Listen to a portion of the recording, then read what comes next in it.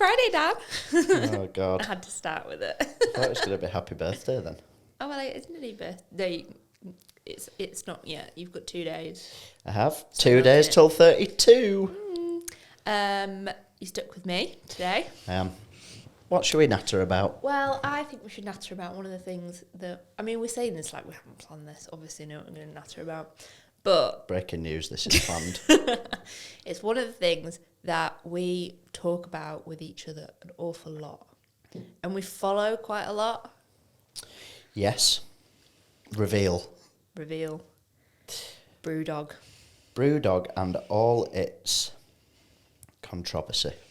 All its controversy, and also looking at... I mean, it's not an uncommon subject for marketers to cover, but No.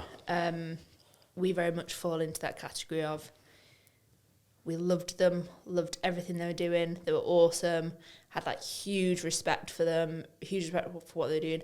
Actually had quite a lot of respect for James Watt because he came across as like this pioneering marketer doing some really quite daring things. Yeah.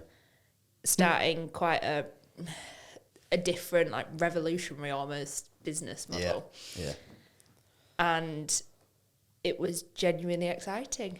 For you, how long ago do you think you first came across them? Be it their beers or whatever. How long ago do you think you've been familiar with them? Because I think for me, mine will have been in when I lived in Leeds City Centre because of their bars. Yeah. I think I knew them for the bars before the beer. I think I agree with that. Yeah, I think it was like when I was sort of first starting. It's probably about 10 years ago, maybe a bit more. Yeah. When I was first starting to go out. Yeah. And like, you know, go meet people for a drink. Basically be old enough to legally drink. But it was like the painfully independent thing about them that I really liked. Yeah, and that's what was exciting. It was, you knew you were going to get a really good pint, sometimes something quite different. Definitely different, wasn't it? Yeah. At that point. Definitely. The bars had a really good atmosphere. Yeah. Like they were very different to... I'd say that model of bar is probably quite common now. It definitely is now, but it was they like... were fun. It's almost...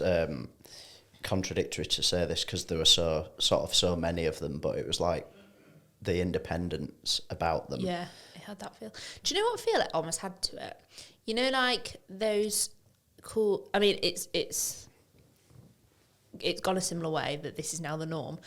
But you know when agencies like, I don't know, like 10, 15 years ago, they'd have those really cool offices with like slides and da-da-da-da. They kind of like took...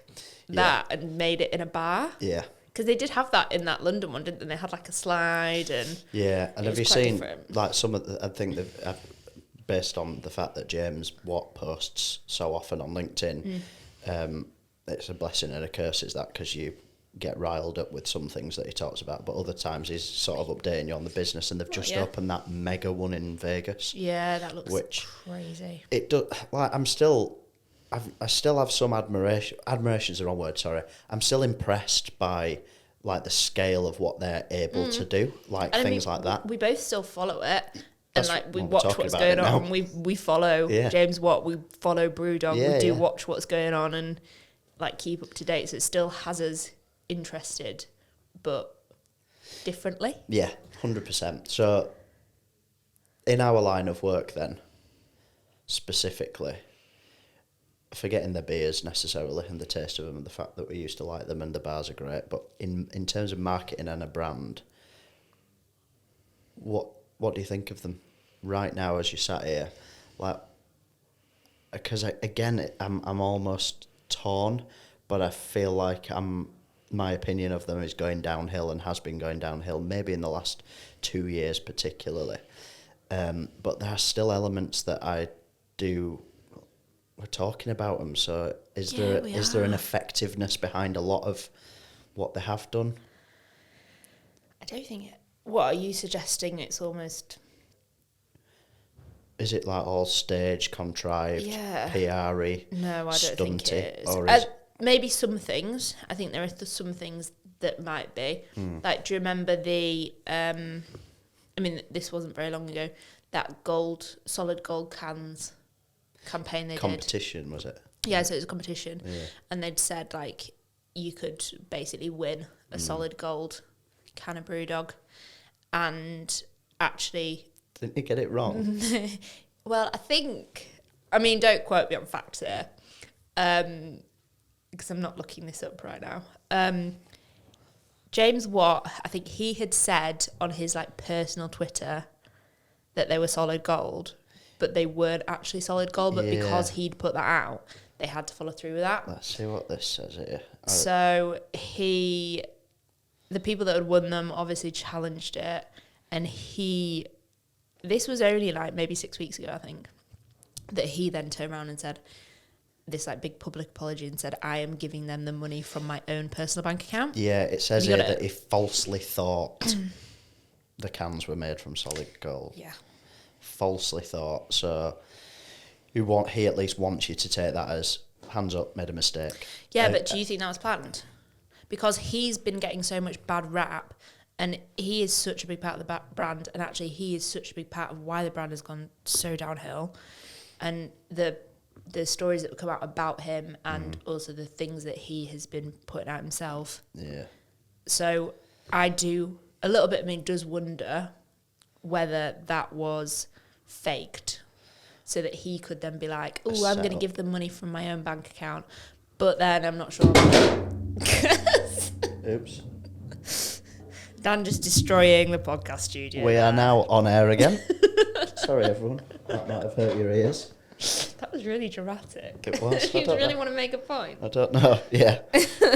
James Watt, you've set everything up. So you think part of you, all of you thinks it was a setup? I don't think he actually. He didn't come out of it, and I didn't read those stories and go, oh, what a good guy for giving it out of his own bank account.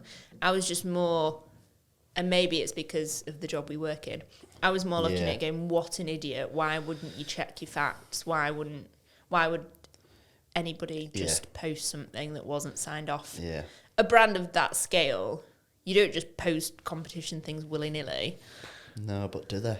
I don't know. I think the impression I get from him is he probably just does whatever the fuck he wants. Well, as you're talking, I'm just thinking of all the other shit that we've heard about. So how much is there that we just haven't heard about that's going on? Like, I'm thinking, do you remember there was a recurring theme for a while that they'd get people in for interviews and steal all their ideas. That they wouldn't get the job. That was bad. And I think for us sitting here, like, working in that industry, that is just... It's horrible, isn't it? But that's like pitching, because effectively you're pitching at your interview stage, because they got them, my understanding is they got people to come in and pitch their ideas. Yeah, they gave them like a creative project, didn't they? It's just fucking nonsense. Wow. And then there's been all the, I think, sexual harassment stuff. Yeah, there was that BBC documentary. Which is specifically at him. Yeah. Whereas, well, it's at him and all... Well, I think part of it was around the culture. Yeah. But he made no moves to... Yeah. The culture was almost encouraged in a way.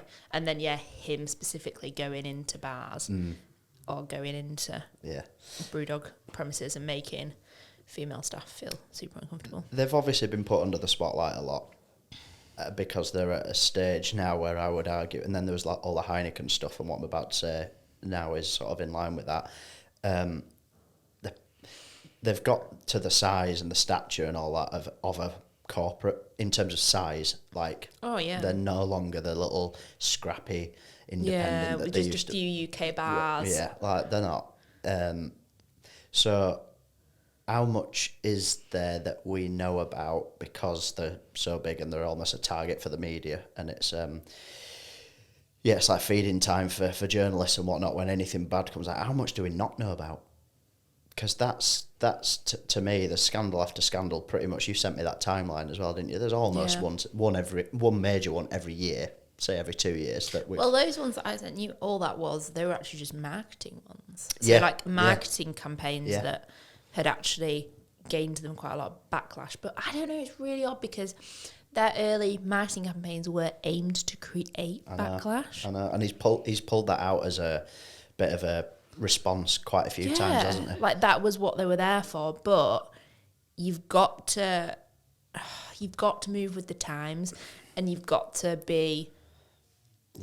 accept how people are feeling, how other brands are doing things. You've got to kind of like, just read the room. And there's a time and place sometimes, and actually to continue being controversial and about topics where, and I think sometimes with them they'll do it about a topic, and then sometimes the bit that actually makes them look awful is they haven't actually done the research into what they have had to do with that, like the World Cup stuff. Yeah. I don't know. For me, it's as I said 5 minutes ago, like, part of me is impressed by a lot of stuff. I wonder whether they need to reset, but I don't know whilst he's there whether they will, and whether they feel like they should.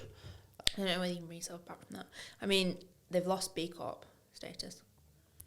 Yeah, but then did you see his response to that when it was like, yes, there's been lots of rumours that our B Corp status has been removed, but, and then he went off onto a different tangent about what, their forest or whatever that they're building. Yeah, he countered it with the B Corp things holds, this much weight, but actually we're fine with losing our B Corp status because we're doing this. It was almost like... But there have been rumours that the forest is bullshit. Yeah, there are. Yeah, I don't know what to believe. And obviously a lot of this is probably like media speculation. It's very difficult, but I don't feel they're doing themselves any favours in making themselves look any better. So when there are these stories coming out about them, James Watt, he is the voice of BrewDog. Like, I'd read his stuff over reading a BrewDog corporate account. And he doesn't do the brand any favours in terms of turning around and explain it properly. Instead, he gets super defensive, normally puts his foot in by saying something else stupid, throws out some unresearched bit of, I don't know, information, and it's making it worse. Yeah. I feel like I think he's writing his own content. And I don't think there's like anybody that, else looking at it and going, hang on, because often that's getting them in worse trouble. Yeah. I'd love to speak to any PR people that have worked with him or them over the last, in particular, few years, I'd love to speak to someone, just to understand it. It's so interesting. It's just such an interesting brand. It's such an interesting, case study of, a brand, because they started off so small, and then they grew so rapidly and kept from the outside, seemed to stay true to their values, seemed to, regain a lot of what people fell in love with when they were the small brand. And then it feels like it's just gone and crashed quite quickly. And the beers have gone downhill. And it's not just about the campaigns, because they have had some really quite controversial campaigns recently that I don't think they were necessarily just there to cause a stir. The World Cup stuff was one of the biggest fuck-ups I've seen for a while. Yeah. Because their idea was a controversial thing to say anyway, but then actually when everybody turned around and like, well, you're selling beers out there, you idiots, is just completely naive. But the skeptic in me looks at everything now, in particular with the track record, and just goes, that was set up, that's pre-planned. But that's just the skeptic in me. And I think for the last part of this conversation, rightly so, we've been a bit, not negative necessarily, but questioning. I've had a really, really, really good customer service experience with BrewDog 3 years ago, and I'll be dead quick, but long story short, I was bought a brewing experience in one of their bars in London, and you go in 2 different sittings. So you go down for the first time and brew it, and then you let it do its thing, and then go back 2 weeks later, I think, to go and bottle it up, and then you obviously take home what you've brewed, which is great. So I went down to London, did the first brewing day experience, really good experience, and the staff were brilliant. You got a few beers included in your lunch and stuff like that. Went away, and then was travelling back down 2 weeks later, and it had to be a weekday, so I had to take time off work, annual leave, blah blah blah. In that 2 week gap, they'd closed the bar down permanently, and hadn't told me, and my beer was in there. Oh no! And you turned up doing its thing. So I was on Twitter, I think, and on the train down, the Leeds to London train down, and I think it was Twitter, somewhere I found it, and I saw this information that said BrewDog in Angel, I think from memory, in London, closed down, and I was like, what? I'm literally going there tomorrow, or today, I can't remember, to pick up my beers, like bottle them, pick them up, go home. You know, it was almost a logistical nightmare, because I was going to be leaving this bar with 24 bottles, so I'd done all this like planning, taking time off work, and lo and behold, it had permanently closed. And thankfully, on route down, I managed to start getting in touch with a few people. And again, I can't remember the specifics of it, but again, really long story short, they said, yes, sorry, you should have been told. Yes, it has closed down. Your beer's been poured down the drain. So it's like, so obviously it's I'm not even fuming. like someone's taking it home and like. Exactly, yeah. What way? Yeah, or I get there and they're like, no, can you see your beer here? Someone must have drunk it, or something like that, stupid. And so at this point, I'm fuming with BrewDog, naturally. But their solution to it was effectively a night on the tiles, all expenses paid in any of their BrewDog bars around London. So they gave me... For that night? As sort of a sorry, because I basically said, I put it on thick. Rightly so. I said, I've taken time off work, paid for my London train here and there. It was a gift. I'm really disappointed. I've done the hardest bit, which is brewing it, and like that, you don't even get the reward at the end. And I'm not going to quote numbers because I can't remember, but it was several hundreds of pounds they basically put on credit for me to spend however I wanted. Did you have to spend it one night? No, I don't think so. I think there'd have been, and to be honest, they were so on the back foot at that point. I'd have said, like, I can't spend all of this in one night. So did I have breakfast or something in one of the London bars? Because they had about 8 around London. Then we moved on, and then my brother and his now wife were living in London. Then we got them over to meet us. I think we had some food. All of us had some food, just all expenses paid. I bought some merch. I took home some cans, and all my drinking all day was paid for by them. So to the tune of the gift, I don't know how much that was, but they went way, way, way over and above. Each bar, I think the first bar that we went to, and then the second bar, the first bar rang forward to the second bar. We're basically like VIPs, like we've got some people coming over, look after them, give them whatever they want.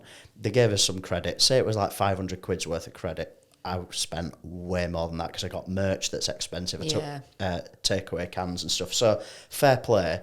Yes, they fucked up, and their communication should have been a lot better, and that's what they sort of really apologised for, that there was no communication. But that isn't... But what you're describing there, that's not come from like head office. No, that's dealt with by the individual bars. I can't remember who I actually dealt with. I'd have emails to go back, but this is 3-4 years ago. I can't remember how many years ago. But I've got to say, the way that they turned that shit, and it was shit, and it was all on them. So they quite easily just turn around and say, nope, it's closed. And do you know something? Fuck you, Dan. I almost look at BrewDog, bring it back to what we've talked about, and that James fella, and almost think... I think I might have just been speaking to some fairly decent, honest people at BrewDog. I think it does attract good people because of the values they supposedly stood for once upon a time. That's what a lot of people go there to work for and be part of that company, and that's what they sold as the outward facing. This is who we are, this is what we do, this is what we stand for. You know, we've got B Corp status, we care about this, we... give back to our people. You know, they had really decent benefit packages and stuff like that. Really good. So it will attract good, honest, hard-working people. We met some really good people. But something tells me if that same shitstorm happened now for me, like right now, if I didn't fall into those same kind people's hands to come up with a solution, and if I'm honest, if it was the BrewDog that you sort of see in the media and talked about, I'd feel like I wouldn't get the same treatment and an apology. I would imagine they're struggling to attract those same decent people now. 100% culture shift. Nothing against all the people that work at BrewDog at all. I don't know anybody who works at BrewDog. Yeah. But you know, if people are going somewhere because you stand for something and because that's what they believe in, and you know they can have that in their work, that's what they're going for, and you will attract that person. Yeah. But if everything that's been said about your brand, and some of it being proved about your brand and what you're putting out there, doesn't align with that, you're going to really struggle to keep them and keep attracting them. Definitely. You So need to start looking I at do yourself wonder. as well at that point. But just to summarise, I think there's positives and negatives, how I reflect on them as a brand from a marketing perspective and them just generally. But they need to improve the beers back to square one, because they were great to begin with. Yeah, I mean, we're still watching them. We still We'll do a future episode again, like just to to prove. see what BrewDog are doing. It's just forever an interesting topic, and one that we cover a lot in the office, so worth bringing to the pod, I think. And just to confirm, it's 11:05 on a Friday. We've just been talking about beer. I'm thirsty. Pub? Pub. All right.